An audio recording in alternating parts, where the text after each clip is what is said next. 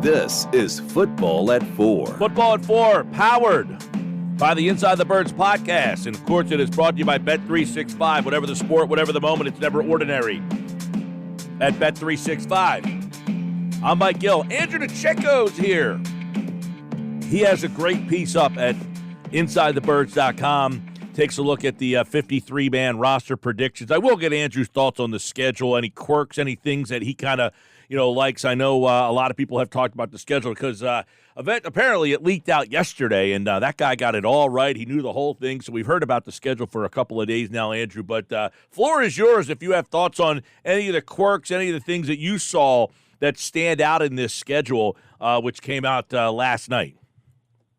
Hey, Mike. Yeah, no, I would say that obviously having 3 of your first 4 games away certainly isn't ideal, and having that week 5 bye really throws a wrench into things. But you could also look at it in a positive way in that one of your away games is the international trip, obviously in Brazil, and the other 2 games you're taking on the NFC South, and they're going to be tough games. And so you couple that with 2 new coordinators and a vastly new roster, and sometimes you might have to hit the brake and catch your breath and assess your personnel, accentuate what they do well, maybe reassess, and then catch your breath. And then usually September is the preseason, and when you hit October is when you're really hitting your full stride as a team. So that could be a benefit, although you don't like the week 5 bye. It's really early. But not having to fly from the last 6 weeks of the season is really ideal. Yep. I think. And, obviously closing out the season with 4 of your 5 games at home, you couldn't really ask for a better script than that. Yeah, and I look at Andrew. I don't know about you, but the kind of the big daunting part. Last year they had that brutal stretch. This year you've got that Cincinnati. I think is where it starts. It's not quite as challenging, but starting at Cincinnati, where you go Cincinnati, Jacksonville, at Dallas, Thursday night Washington, at the Rams, at Baltimore. That stretch right there, I think, is the key spot of your season. Yeah, it is. Or you can look at it a different way because every team is different. And I think for me, if you're looking at the Eagles with the new roster, with new coordinators in place, you want to see how they're able to navigate those first few games away and the international game and all those different challenges that come with it. And if you're able to really battle through that and get through the bye week, and really you might be able to find out who you are as a team so that when you are facing those tougher opponents later in the season, as you mentioned, Mike, you're battle tested. You know what you need to do, you know what you're up against, and you know what you have as a team and how you can push your players. So I think if there could be a benefit in that, that is a daunting stretch, don't get me wrong, daunting couple of games. But I actually think just given the landscape of the team and the situation that they're in, I think the early part of the season is pretty challenging. Yeah, you got, the one thing is interesting because you got that Falcons game on Monday night to kind of kick off your home schedule.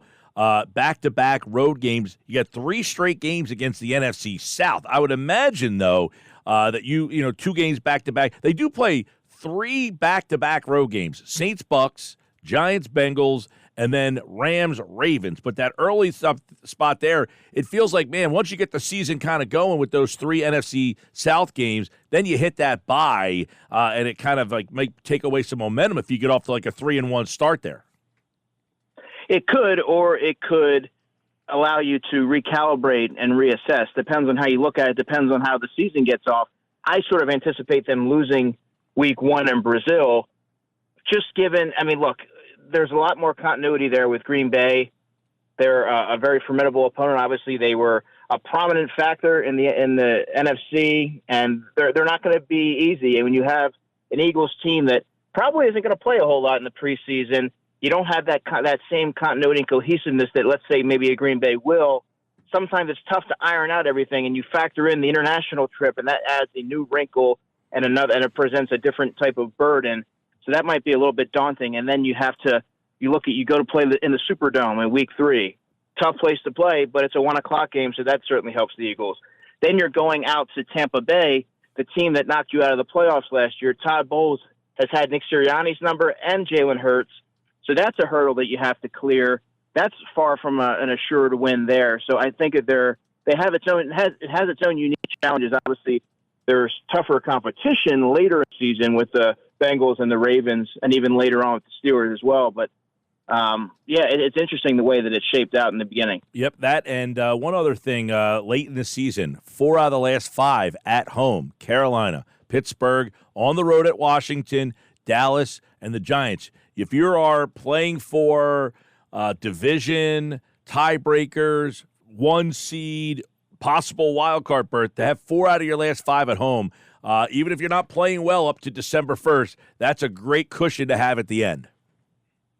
Yeah, it sure is. And I sort of envision it, at least when the schedule was coming out, I saw it, and my initial take was the Eagles should be able to close out the season stronger this year as opposed to last season when you saw that skid. I think it could be polar opposites just given the way that things have sort of played out. All right, Andrew DiCecco, Football at 4. Of course, the full schedule is out. We've talked a lot about it over the last couple of days. Who's going to be on this roster? Andrew has his 53 roster prediction over at InsideTheBird.com. Now, I like this one, getting your hands dirty on this one a little bit here, and let's take a look at what you think, Andrew, because obviously the draft is in the books. That's your sweet spot there. Who of these rookies do you think is going to make it, and who helps out? Quarterbacks, you got Jalen Hurts. Who after him?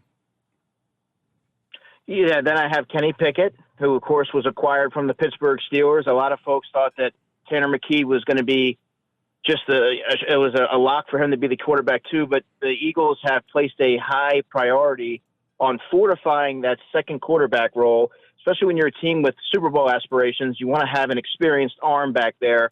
They still like Tanner McKee, but he's going to be the third and develop again in an experienced room. All right, you like that means my West Virginia guy is out there, so he gets the short end of the stick.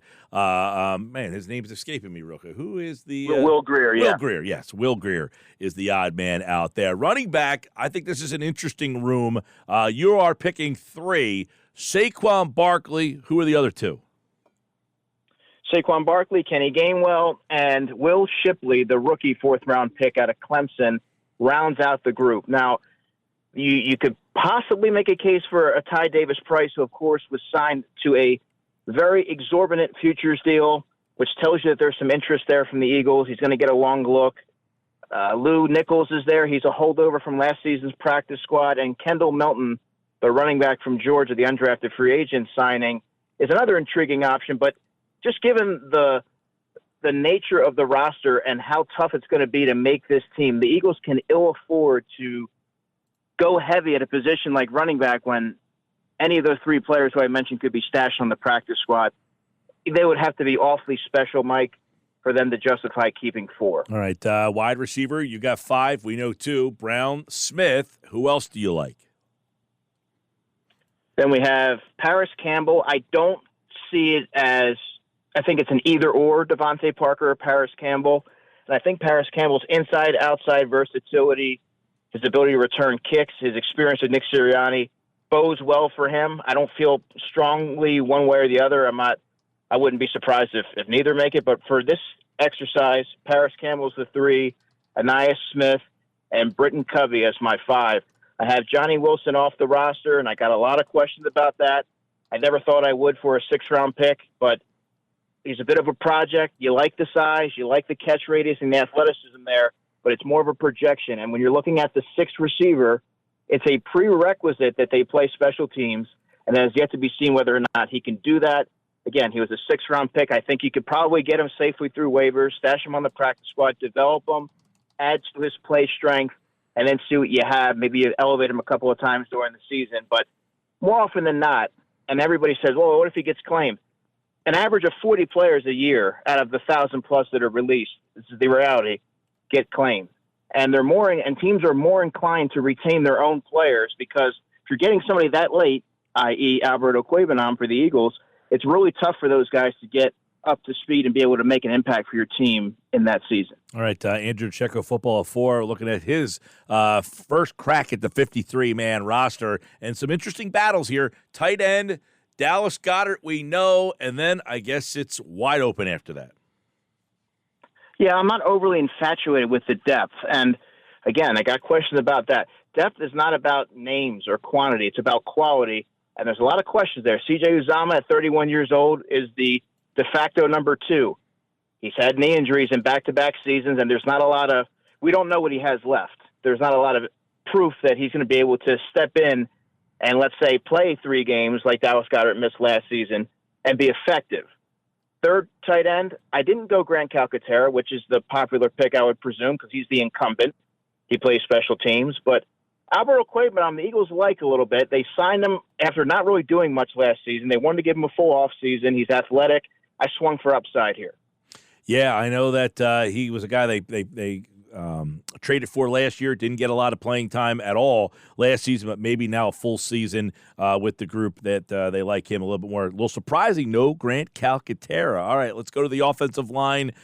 We know Mailata, Dickerson, Juergens, Lane Johnson. We imagine Tyler Steen would be at least 5 guys that will make the team. They drafted a couple guys. They signed 2 guys.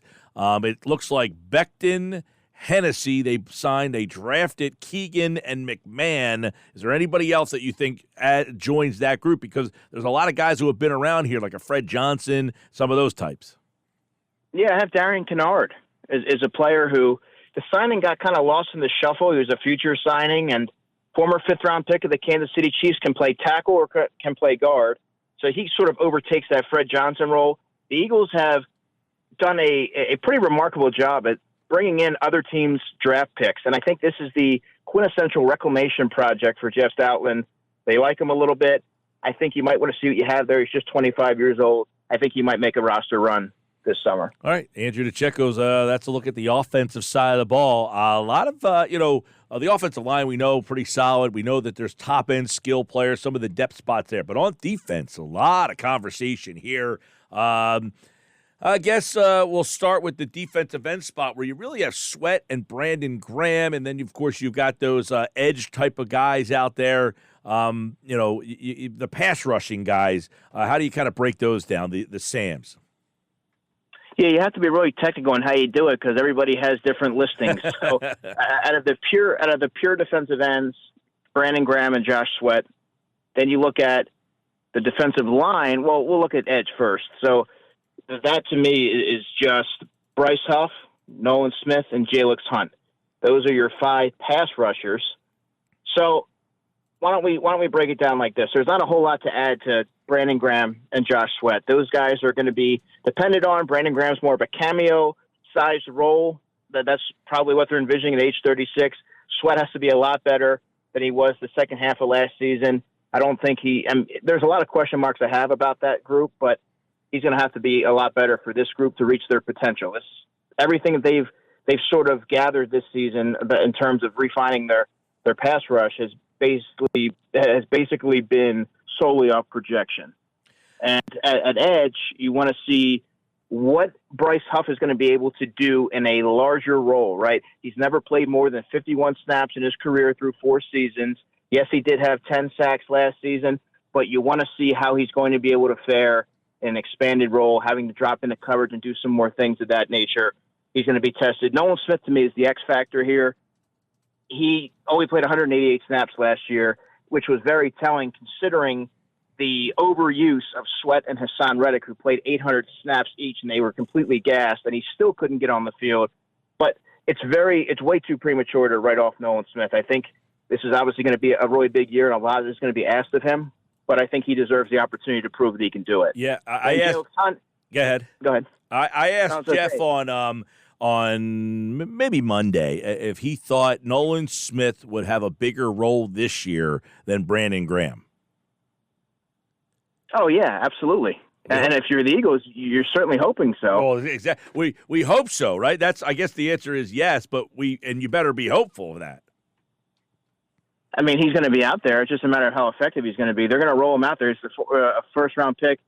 He's much younger than Brandon Graham. They're going to give him every opportunity to prove that he can do it, and rightfully so. And then Jalix Hunt, the third guy on that list, I've seen a lot of folks chalk him up as a redshirt player, and I think that's a little I don't want to say lazy, but I mean he could potentially jump in as a situational pass rusher sparingly, but also special teams.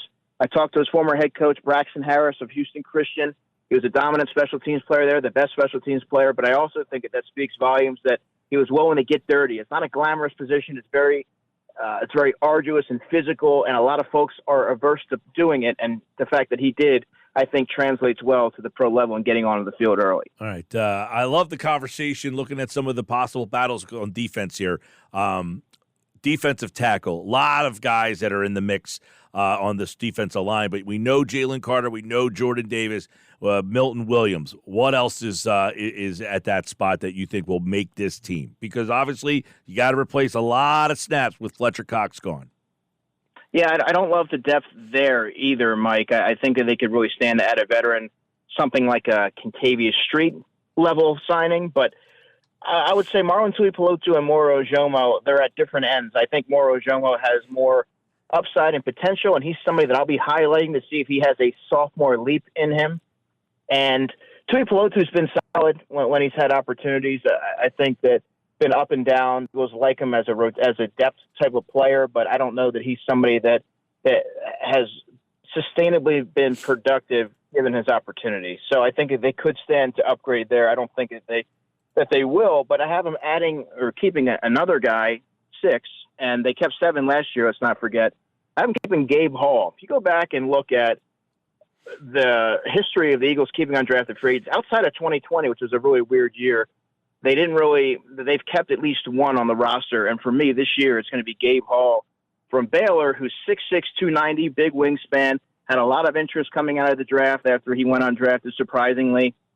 Chose Philadelphia for the opportunity, the scheme fit, and I just think that his ability to play every position on the defensive line, he's going to put a lot of good tape out there, and teams looking to, they're highly coveting versatile defensive linemen that have some youth. I don't know if they would be as adept to kind of throwing him out there on the waiver wire and taking their chances.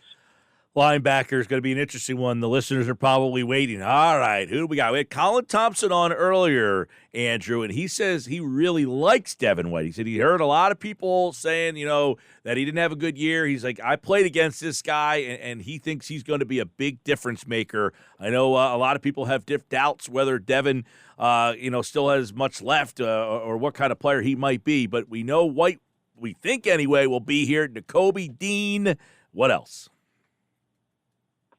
Then I have, Zach Bond is listed in my inside linebackers, but that's based off of what Vic Fangio said in his introductory press conference. I view Zach Bond as more of an edge, but for this sake, I put him there.